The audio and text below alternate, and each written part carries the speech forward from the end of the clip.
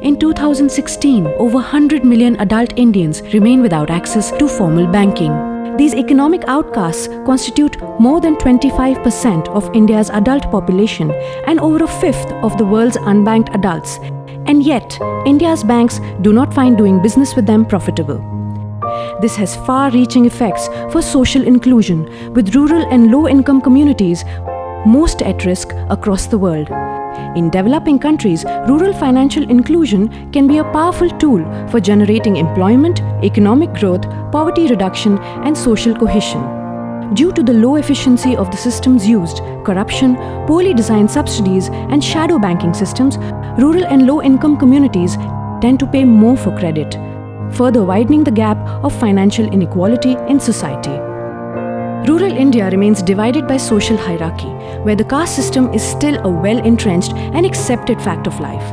A system that exploits the weakest members of our society, often because of disadvantages they face at birth, transmitted from one generation to the next.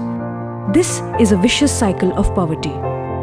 Financial inclusion is a fundamental right that's required, ensuring access to financial services and timely and adequate credit where needed by these vulnerable groups at an affordable cost, conferring on those who need it most a sense of identity, status, and empowerment.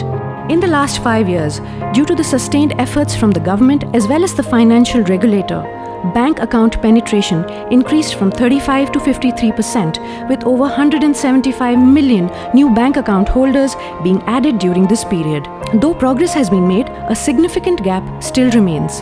In India, large swaths of the population remain disconnected from the financial grid. There is still a dearth of banking infrastructure in rural and semi-urban centers. India is significantly behind other developing economies in terms of physical banking infrastructure, with just 12 bank branches and 13 ATMs per 1,000 adults, compared to 33 bank branches and 126 ATMs in most developed countries. Godrej's research, combined with extensive field trips to villages across India, showed that there was a strong willingness among villagers to have access to a formal banking system, to partake of credit, to save, insure and invest in their homes, their businesses, and their children's education. With more than half of India's GDP based on rural enterprise, we must ensure that financial inclusion is supported by inclusion in infrastructure, education, and other socio-economic areas.